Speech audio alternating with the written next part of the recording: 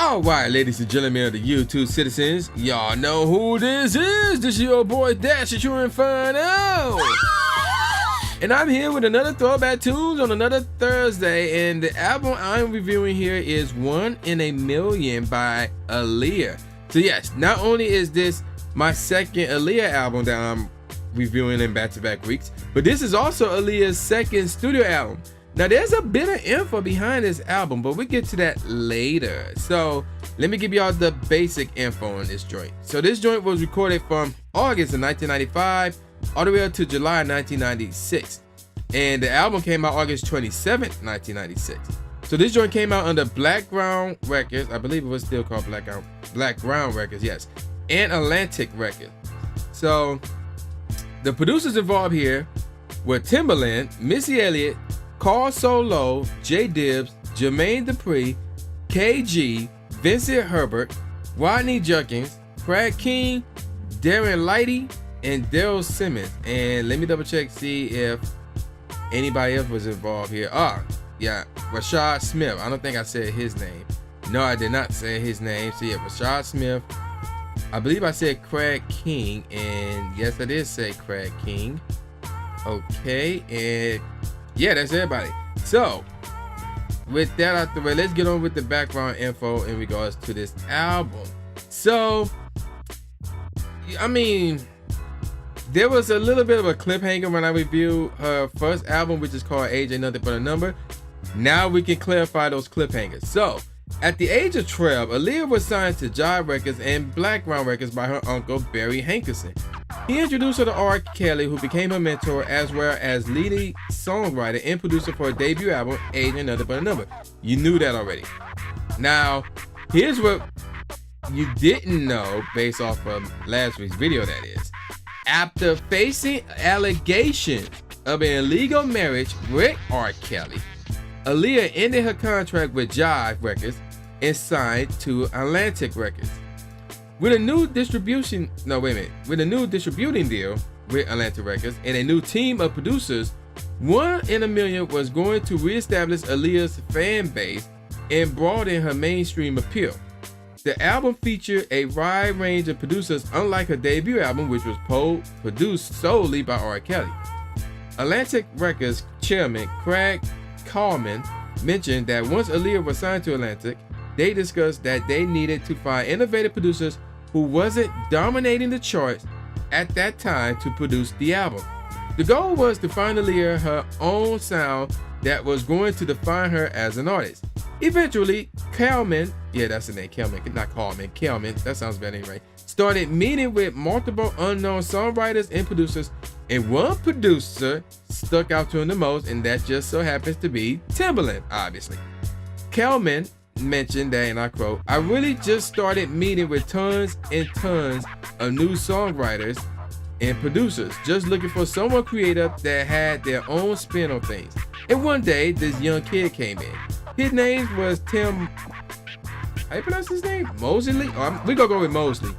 He started playing me beats, and it was a really obvious meaning of," and I quote, second quote here, "this doesn't sound like anything that's out there, and really had its own super exciting and electric, just dynamic properties," end quote of everything. So Kallman contacted Aaliyah and told her about Timbaland, and when they met for the first time, they hit it off immediately, and I'm quoting here again. "I called Aaliyah up and I said," quoting within a quote again, "you need to meet this guy. His name's Timbaland and he's new. He's out of the Devontae Swing camp. I said, I think this could be your muse to really create something special." And they hit it off. End quotes of everything. Atlantic product development director Eddie Santiago mentioned to Billboard that, and I quote again, "We wanted Aaliyah to keep growing, so we didn't want to have the same suspects on her new project." End quote. Please don't tell me that there's any more quotes. Don't tell me there are.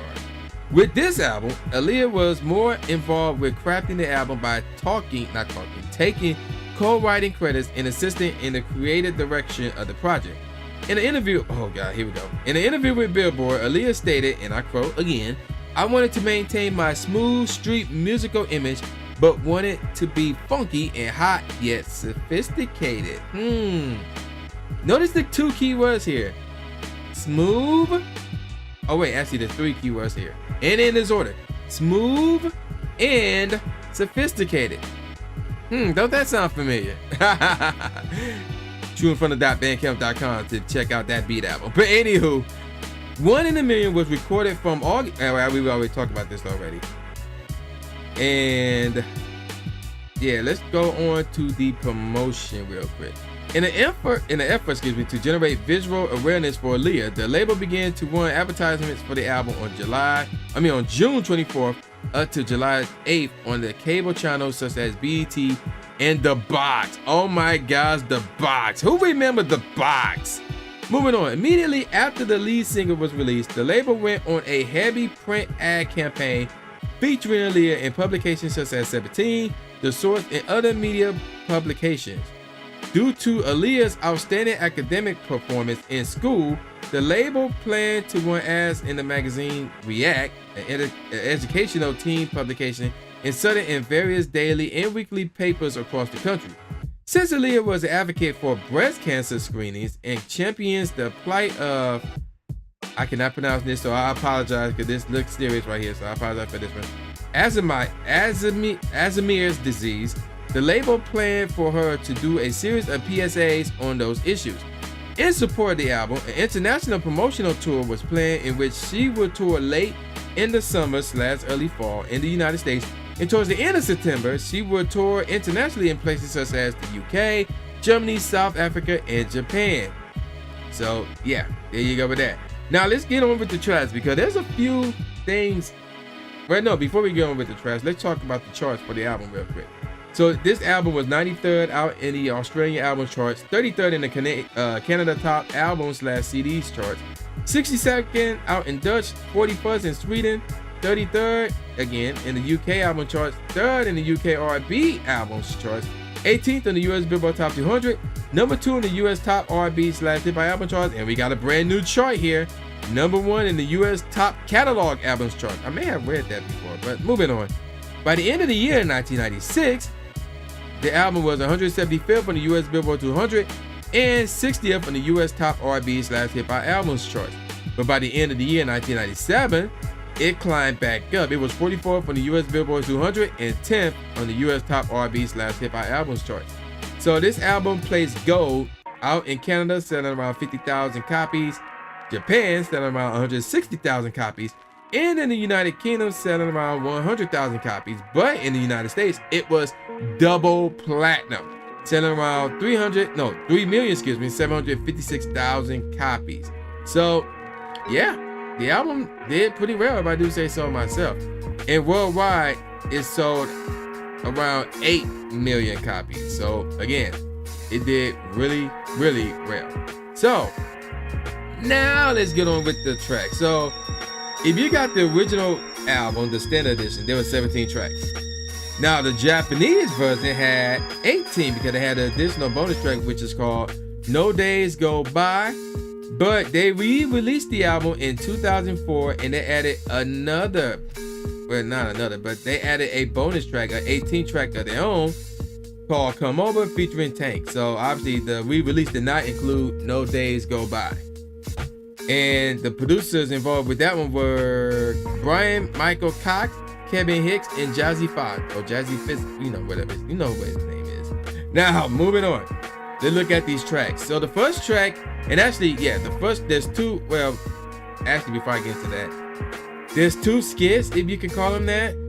There's an intro, there's an outro. So you take away those 2, that's 15. So I can actually give you a top 5, not a top 3. So that's what's up.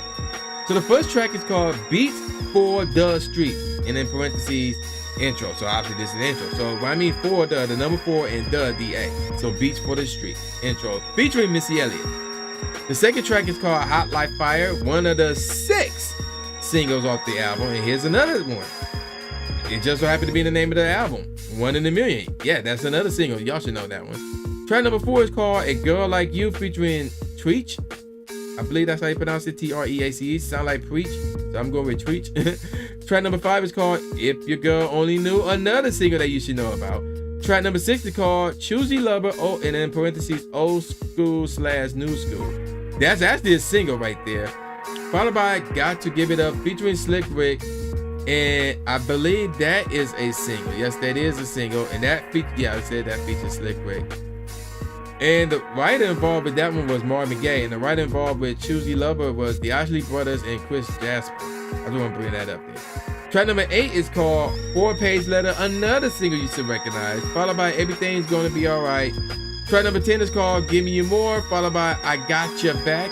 Yeah, Gotcha, parentheses, not parentheses, but apostrophe, yeah. Track number 12 called Never Give Me without the G. Never Giving Up featuring Tavarius Pope, excuse me. Oh my gosh. Track number 13 is called Hope Broken, followed by Never Coming Back without the G. Track number 15 is called Ladies in the House featuring Missy Elliott and Timbaland. Track number 16 is another single called The One I Gave My Heart To, followed by the last track on this album, track number 17, Came to Give Love, and in parentheses, outro, featuring Timbaland. So let's look at the singles. So the first single is called If Your Girl Only Knew. And this joint came out August 13, 1990. Wait a minute. 1996? Oh, it did. Okay. So yeah, that's the first single. Again, it came out August 13, 1996. 5 days before my birthday, by the way. And in an interview with Billboard, Aaliyah stated, oh no, I already read that already. So basically, I guess that was used for this song right here. Alright, and there was a music video for this one as well. So in the video, Aaliyah, her brother, and a clique appeared at a party. She wears a dark leather outfit with her trademark sunglasses and bandana. Scenes include Aaliyah sitting in a futuristic chair at a party. The party scene is shot in black and white, but Aaliyah remains in color. Aaliyah and various others in the elevator, and also a close-up of Aaliyah's face. Color editing used on her eyes here, and they changed color towards the end of the video. And the video was directed by Joseph Kahn and features cameos from Missy Elliott, Timbaland, 702. Who remember them? Lil' Kim and her brother Rashad. Alright, so there you go with that. Let's look at the charts. So as a train is making its way by, it was 49th in Sweden, 20th in New Zealand, 21st on the UK singles charts, 6th on the UK dance charts, 4th on the UK R&B charts, 11th on the US Billboard Hot 100, number 1 on the US Hot R&B/Hip Hop Songs charts, and 6th on the US Whitman charts. Now, in 1990, that was in 96, by the way. In 97, it was 85th. Wait, what now? It was 85th in Scotland. I'm assuming this is with the single One in a Million. 15th in the UK singles and 4th in the UK R&B charts. Now, by the end of the year 1996, it was 69th in the US Billboard Hot 100 and 36th on the US Hot R&B/Hip Hop Songs charts as well. So, yeah, there you go with that.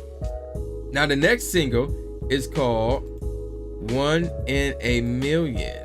And let me double check that. Yes, it is One in a Million. Okay, so this joint came out December 10th, 1996.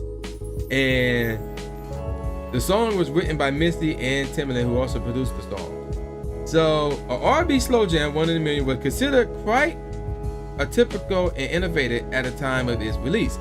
The song was the first major display of Timbaland's early drum skitter style of programming, with its rambunctious influence owing due to the then burgeoning drum and bass movement in Europe. This frantic drum programming, what the heck? Juxtaposed against the rather tranquil manner of the vocal arrangement and the remaining instrumentation was then immediately distinguishable from the most mainstream R&B/pop. Though Timbaland, Missy Elliott, and Aaliyah had previously worked in the industry for some time, yes, that's exactly how it was sounded, the song was a breakthrough moment for them. One in a Million was recorded at Pyramid Studios in New York. And of course, there was a music video for this as well. And there was also an extended verse in the video for the remix, which features Genuine, Timbaland, and Missy Elliott back in 1997. Alright, so I'm not going to say what the video was about because I probably going to do that with the remaining 5 and things of that nature. Now, there were also cover versions and interpolations of this song. For example, The Dream recorded a cover of the song, and Omarion did a cover of the song as well. So yeah, a lot of people did covers and interpolations of this song. It was 69th out in Australia, 11th in New Zealand, 85th in Scotland, 15th in the UK singles charts, 4th on the UK R&B charts, 5th in the UK dance charts, 25th on the US radio songs. So I think that is another new one.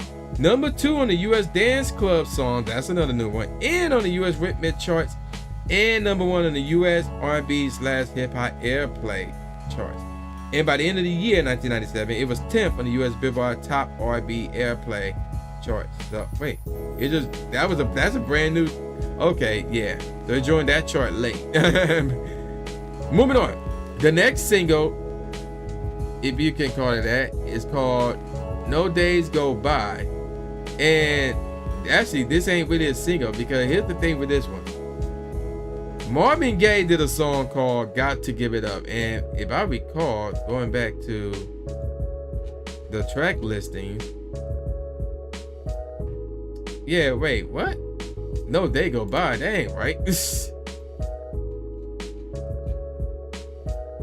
No Day Go By. Oh, that's the B-side. I'm sorry. I was reading the B-side of the single. So actually, no, this one called "Got to Give It Up." So like I was saying, Marvin Gaye, I'm tired. I apologize. Marvin Gaye did a song called "Got to Give It Up." That joint came out in 1997. So Aaliyah came out with a cover version of the song featuring Slick with the Ruler. And this one samples Michael Jackson's "Billie Jean" and "Champ" by the Mohawks, and an uncredited sample of "Got to Give It Up" itself on the LP version. The video version is overdubbed with original acoustics. So yeah, there you go with that. And this was released as the second single in the UK, excuse me. While this version failed to reach the charts in the US, but it was commercially released in the UK. And there was a new remix of this one without Slick Rick's vocals, so that's interesting.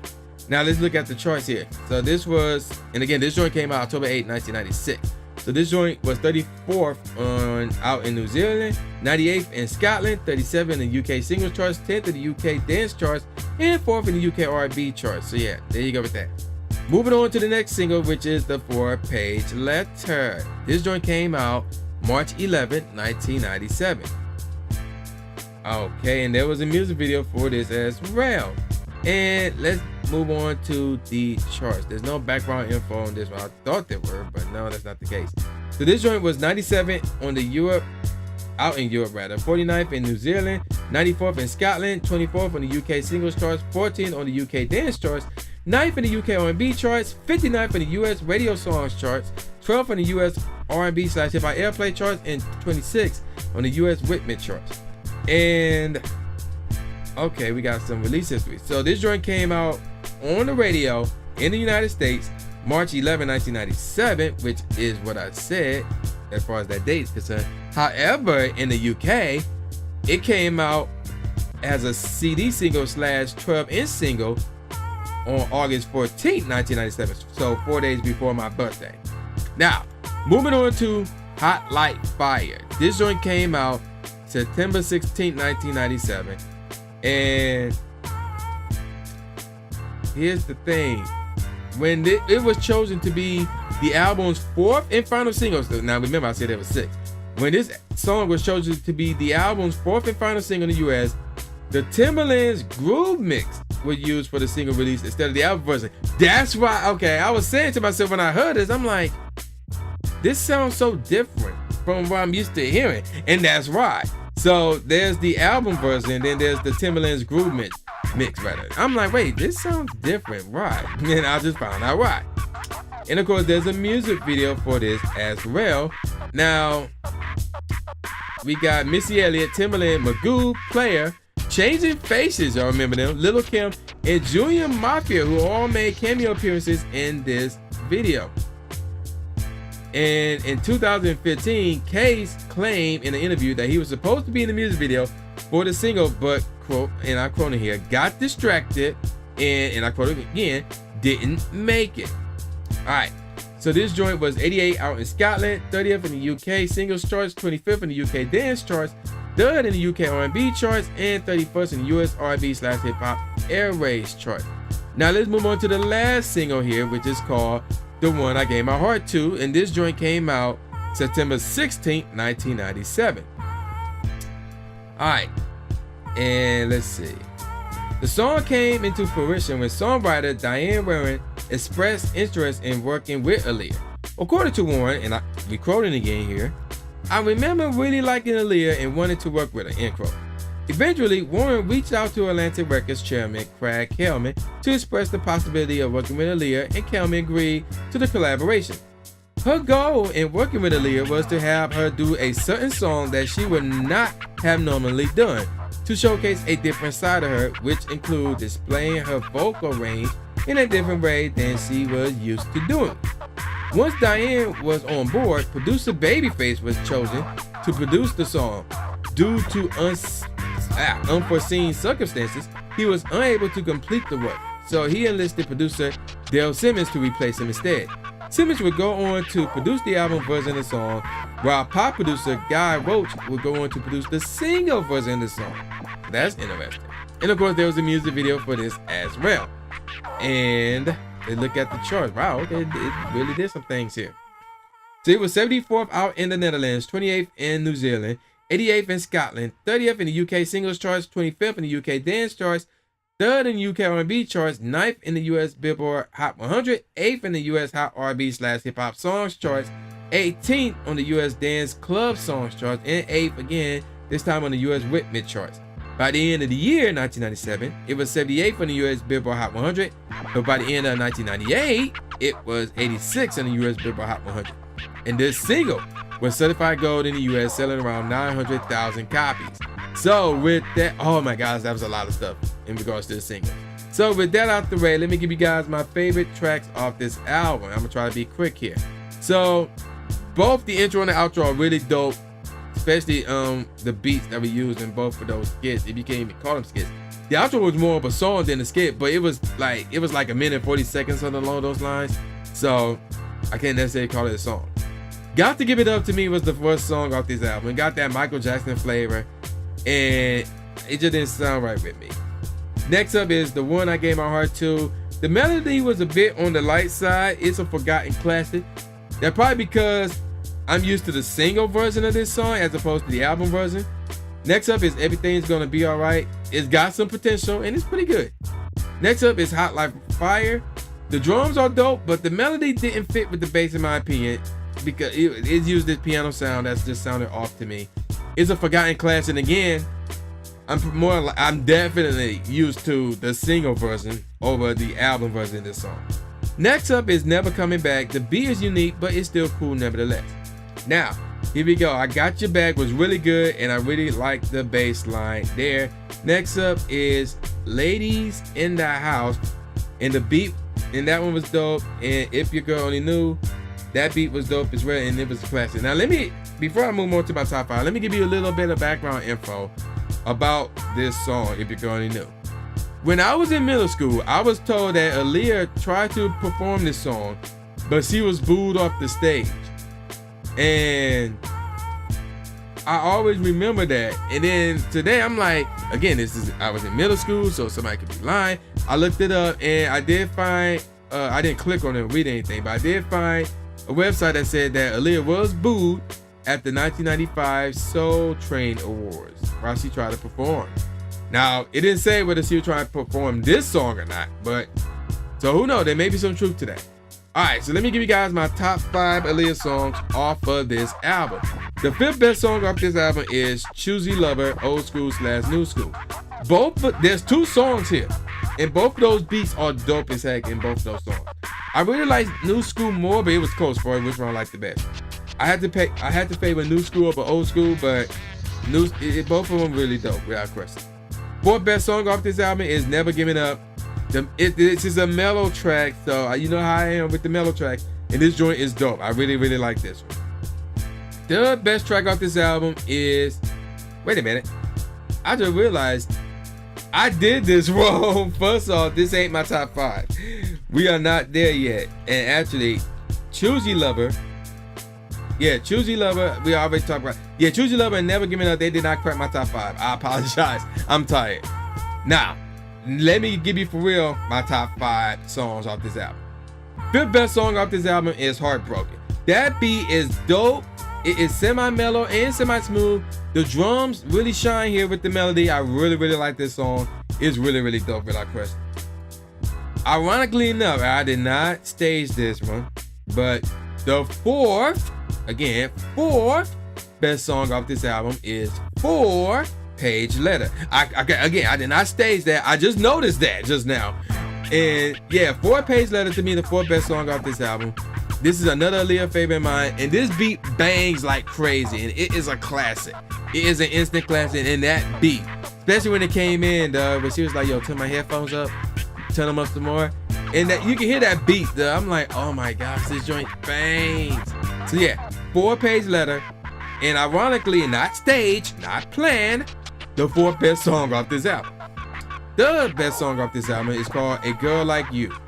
The beat is really, really dope and smooth, but there's one problem with it. This one could have been my number one. There's this lead. You can hear this lead throughout the whole song, and it should not be there throughout the whole song. It should only be there for the hook. If that was only there for the hook, I would have said this would have been the best song off the album, because that beat was really, really dope. It was really, really smooth, man. I was like, bruh.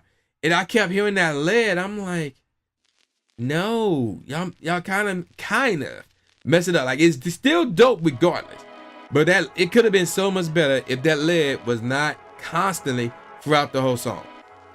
Second best track off this album is Giving You More. This song is really, really dope and extremely smooth. I heard this song, I'm like, oh my gosh, I'm gonna have to put this in my really smooth playlist. I got a really smooth playlist. This song may have to go on there. It's really, really smooth without question. But without question, the number one song off the album, 1 in a Million, is the song 1 in a Million. And the beat is extremely dope here. It is a hot classic. One of my all-time favorite Aaliyah songs without question. 1 in a Million is extremely, extremely dope. Now, let me give you guys some professional ratings. AllMusic gave it 4.5 out of 5 stars. Encyclopedia of Popular Music gave it 3 out of 5 stars. LA Times gave it 3.5 out of 4 stars. Q gave it 3 out of 5 stars. The Rolling Stone Album Guide and Slant Magazine gave it 3.5 out of 5 stars. Sputnik Music gave it 3 out of 5.